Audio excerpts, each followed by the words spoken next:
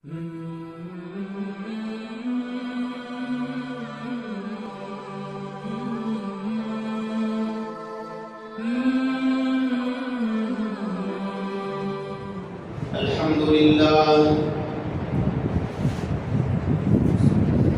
لله نحمده ونستعينه ونستغفره ونؤمن به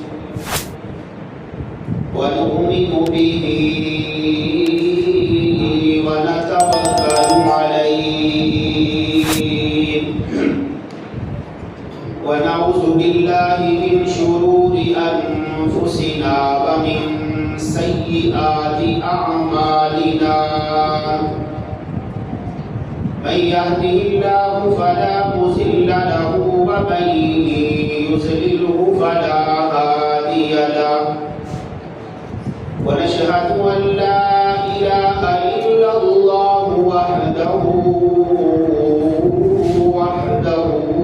لا شريك له ونشهد أن سيدنا ومولانا محمدا عبده ورسوله أعوذ بالله من الشيطان الرجيم بسم الله الرحمن الرحيم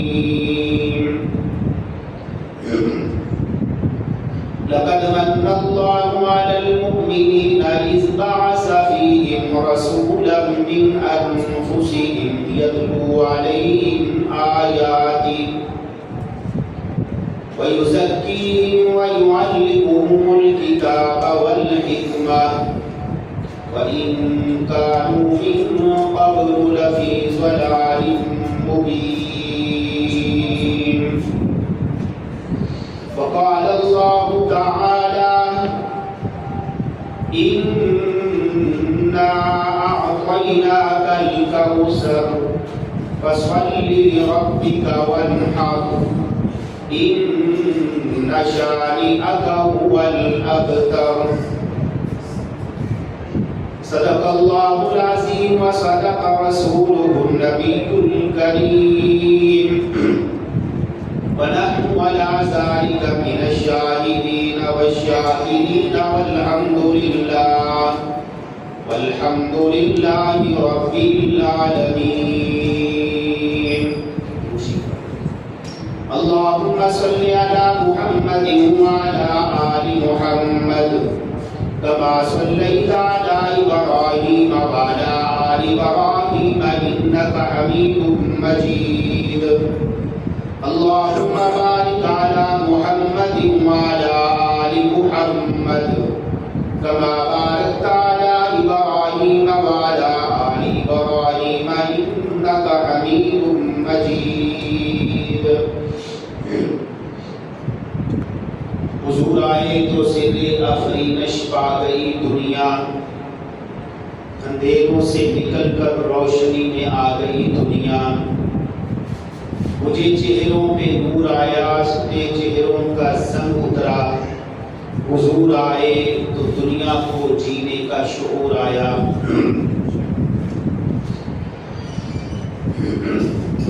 عزیزان محترم و مکرم یہ ربیع الاول کا مہینہ ہے یہی وہ مہینہ ہے جس میں امام الانبیاء جناب محمد رسول اللہ صلی اللہ علیہ وسلم کی ولادت بسعادت بھی ہوئی اور آپ صلی اللہ علیہ وسلم کی وفات کا بھی مہینہ ہے اصل جو چیز ہے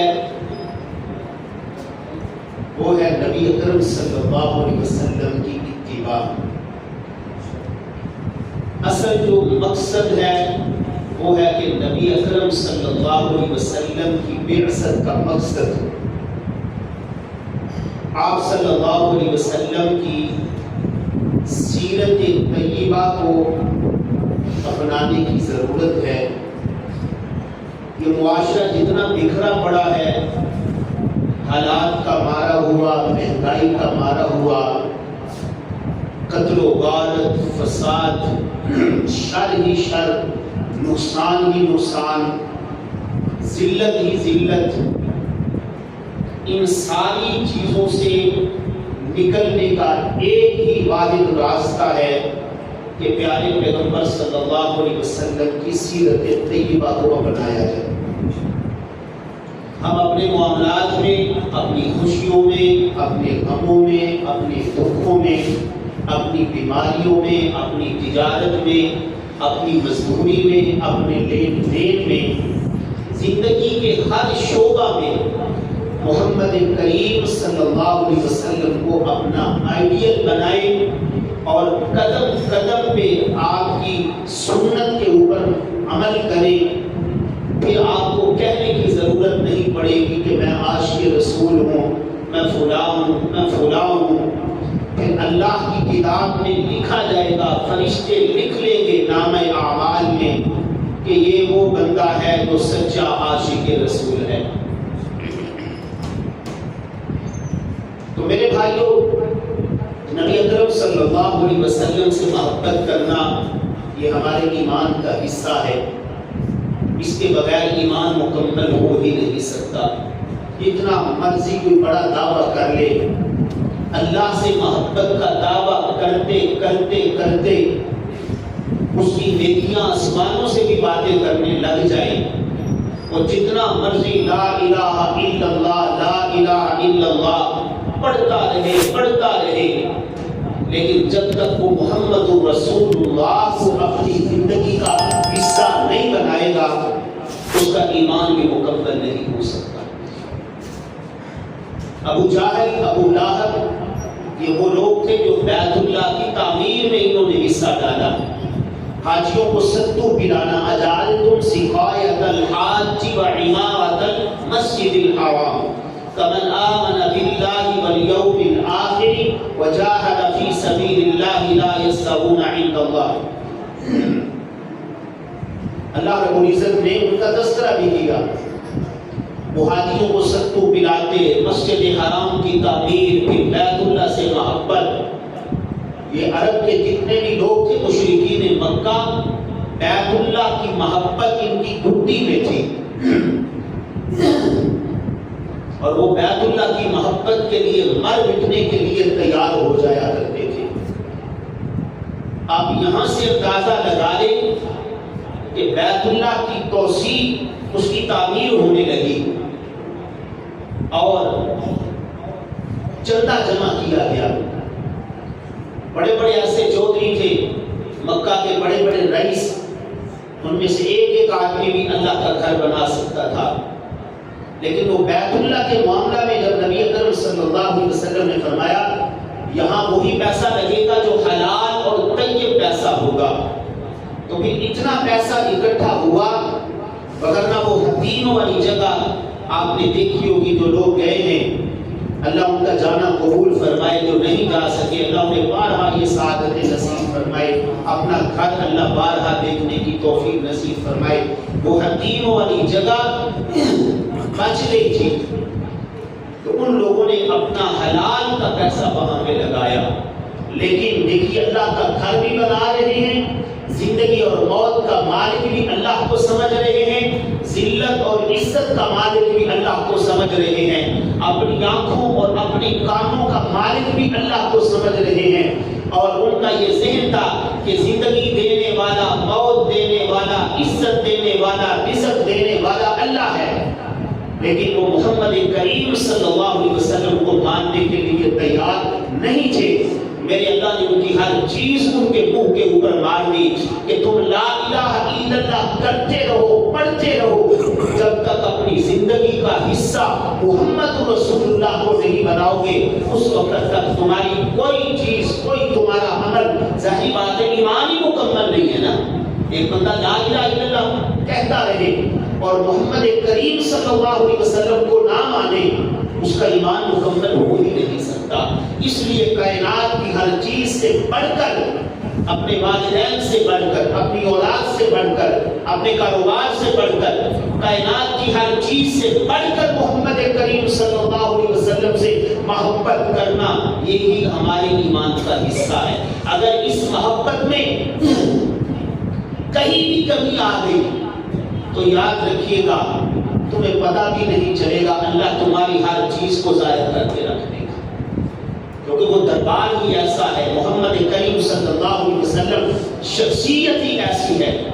آپ مدینہ منورہ میں جو لوگ تشریف لے کے گئے آپ نے دیکھا ہوگا وہاں ایک آیت لکھی ہوئی ہے لا ترفعوا اصواتکم فوق صوت النبی، کہ یہاں ادب کی جگہ ہے، یہ ادب کی جگہ ہے، یہاں جب بھی آپ نے باب السلام سے داخل ہونا ہے، باب السلام سے داخل ہونا ہے تو پھر خیال کرنا کہیں اونچی آواز نہ آئے، خیال کرنا کوئی ایسی شرارت نہ کرنا، خیال کرنا اونچی آواز میں ہنسنا نہیں ہے، اونچی آواز میں بات نہیں کرنی ہے، یہ محمد کریم صلی اللہ علیہ وسلم کا ادب اور احترام ہے۔ سب کہیے صلی اللہ علیہ وسلم، یہ ادب و احترام ہے، اپنی آوازوں کو پست رکھنا ہے، کوئی شور نہیں کرنا، کوئی شرابہ نہیں کرنا، کوئی لڑائی جھگڑا نہیں کرنا، وگرنہ تمہیں پتہ بھی نہیں چلے گا تم اپنا عمرہ لے کے بیٹھے ہو، تم اپنا حج لے کے بیٹھے ہو، لوگوں کو بتا رہے ہو 20 لاکھ میں حج کر کے آیا ہوں، میں 10 لاکھ میں عمرہ کر کے آیا ہوں، میں نے یہ کیا وہ کیا، اتنے عمرے کیے، اگر وہاں پہ تھوڑی سی بھی توہین ہو گئی اللہ تمہاری ساری نیکیوں کو تمہارے منہ پہ مار دے گا۔ وہ دربار ہی ایسا ہے لا ترفعوا اصواتکم فوق صوت النبی، میرے اللہ نے تو یہاں تک کہا کہ لوگوں خیال کرنا کسی شخص کی میرے نبی کی آواز سے بلند آواز بھی چلی گئی تو تمہیں پتہ بھی نہیں چلے گا ان تحبط اعمالکم وانتم لا تشعرون۔ پھر یہ سورۃ الحجرات آ گئی، میں کئی دفعہ آپ لوگوں کو ہر جمعے میں تقریباً یہ پیغام دیتا ہوں، درس میں بھی سورۃ الحجرات ضرور پڑھا کریں، پڑھیں گے کہیے انشاءاللہ۔ 26واں پارہ ہے، سورۃ الحجرات ہے، اس کو اپنے گھر میں یاد ضرور پڑھیے، اپنے بچوں کو بٹھائیے، اپنی بیٹیوں کو پاس بٹھائیے، یقین جانیے بہترین آپ کی تربیت ہو جائے گی۔ میں زیادہ نہیں کہتا، ایک آیت ہر روز پڑھ لیں، ہر روز ایک آیت۔ اگر عمر رضی اللہ عنہ نے یہ آرڈر جاری کیا ہوا تھا بھئی اپنے گھروں میں سورۃ الحجرات کی تعلیم کا معمول بنا لو، آپ پڑھیں انشاءاللہ، یہ گھر کا سربراہ جو ہے یہ اس کی ذمہ داری ہے، روٹین بنائیں اور پھر آپ سورۃ الحجرات کو پڑھیں، یقین جانیں آپ محسوس کریں گے کہ آپ کے گھر کا ماحول بھی بدل رہا ہے، آپ کے گھر میں اللہ کی رحمتیں بھی آ رہی ہیں، آپ کا گھر قبرستان نہیں بنے گا، آپ کا دل کبھی مردہ نہیں ہوگا۔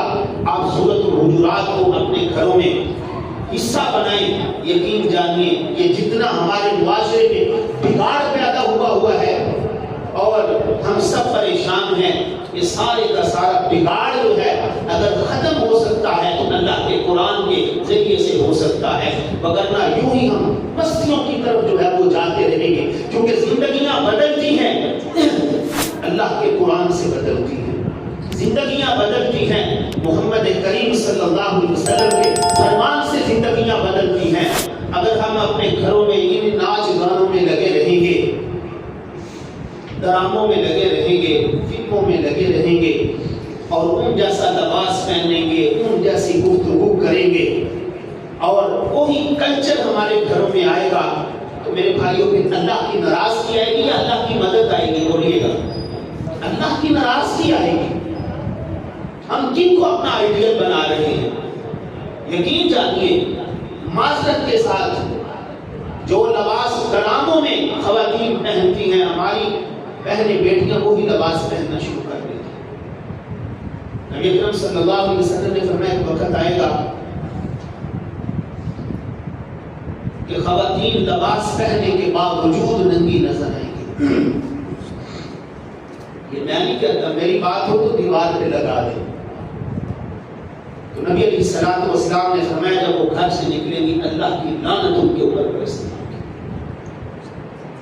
اس لیے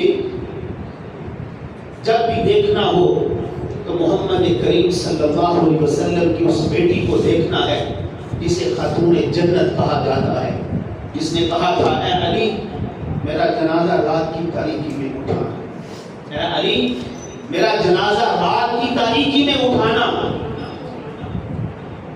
تو تو میرے بھائیوں ہمیں ماحول بدلنا ہوگا، ہمیں ماحول بدلنا ہوگا، بدلنا پتہ بھی نہیں چلے گا۔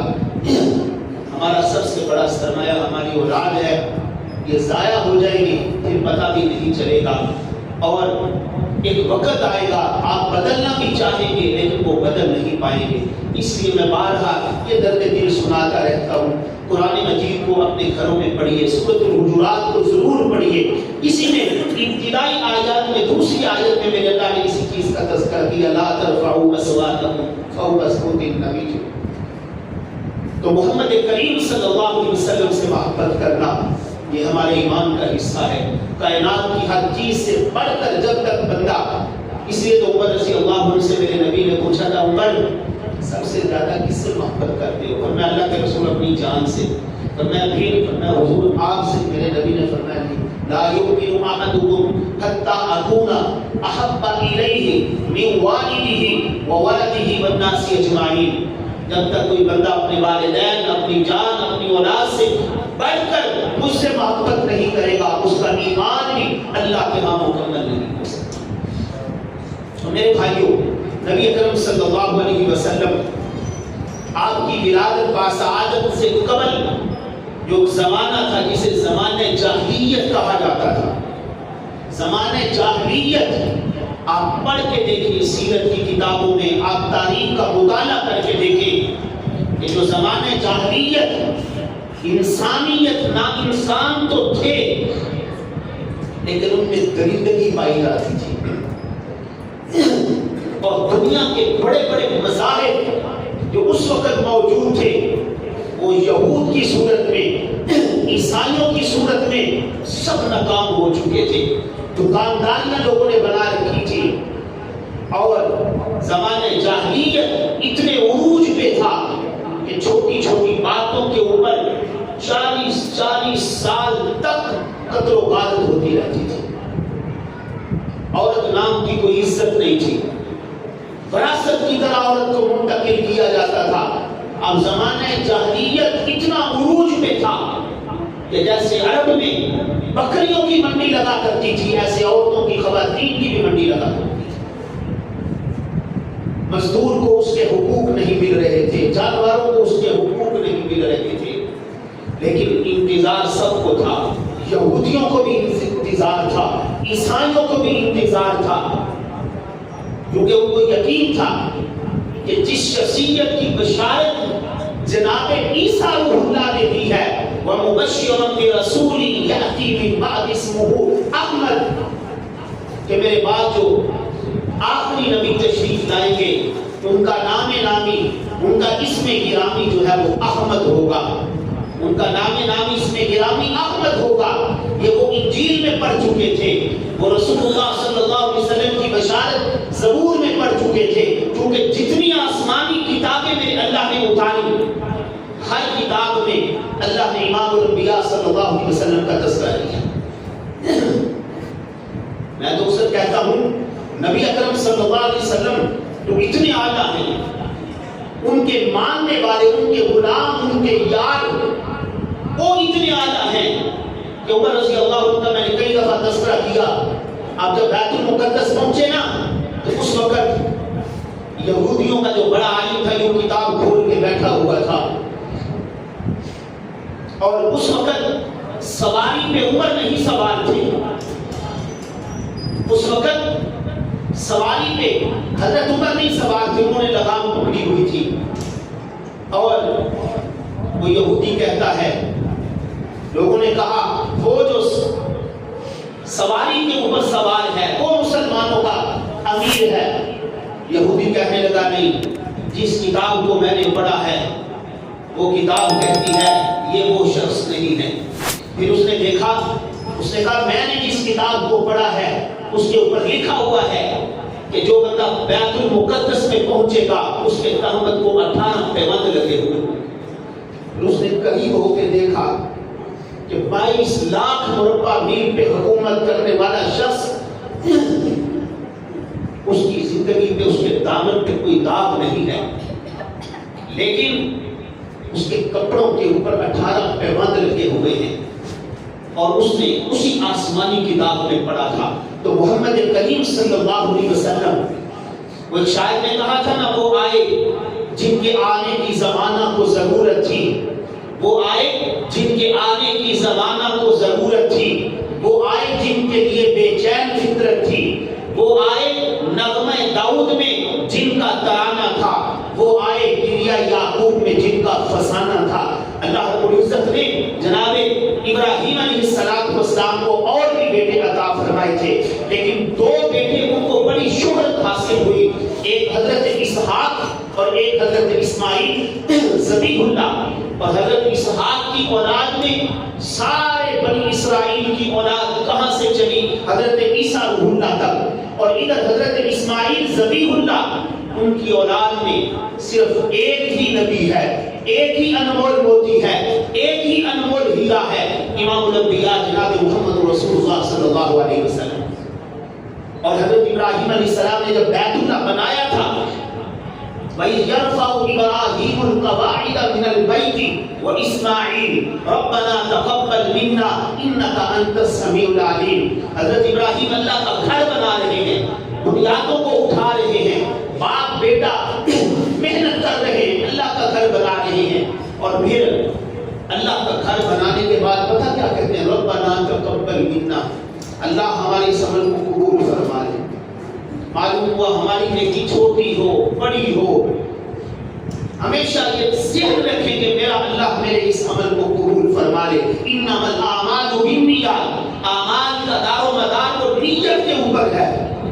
اگر بلے بلے کے لیے، اپنے آپ کو راضی کرنے کے لیے، کسی کی عزت کا جنازہ نکالنے کے لیے اگر آپ یہ سب کچھ کر رہے ہیں تو پھر یاد رکھنا آپ کی اس نیکی کی اللہ کے ہاں مچھر کے پر کے برابر بھی حیثیت نہیں. ہم نے بڑے لوگوں کو دیکھا مسجد میں تعاون کرتے ہیں، مدرسے میں تعاون کرتے ہیں، کسی غریب سے تعاون کرتے ہیں، پھر بدلے کی امید رکھتے ہیں. مولوی صاحب میرے سے بوا کھولیں، مولوی صاحب میرے جوتے سیدھے کریں، میرا نام لیں، یا کسی کے ساتھ بھی کوئی تعاون. اللہ کے بدلوں کی امید ہمیشہ اپنے رب سے رکھو. جب بدلے کی امید اپنے رب سے رکھو گے تو تمہیں پورے کا پورا میرا اللہ جو ہے وہ اجر و ثواب اور اس کا پورے کا پورا بدلہ عطا فرمائے گا. اس لیے تو ابراہیم خلیل اللہ کیا کہتے ہیں؟ ربنا تقبل منا انک انت السمیع العلیم. جب یہ اللہ کا گھر بنا لیا نا تو پھر ابراہیم علیہ السلام رب سے دعا مانگتے ہیں. اور اس لیے امام الانبیاء حضرت ابراہیم کہتے ہیں یا اللہ میں نے تیرا گھر تو بنا دیا ہے، اب اس کو پاک بھی کرنا ہے، اس کو آباد بھی کرنا ہے، اور اس کے لیے کسی کی ضرورت ہے. اور پھر حضرت ابراہیم علیہ السلام نے جو دعا مانگی تھی خود امام الانبیاء صلی اللہ علیہ وسلم فرمایا کرتے تھے، لوگوں سن لو، میں اپنے بعد مجدد الانبیاء حضرت ابراہیم خلیل اللہ کی دعا کا ثمرہ ہوں.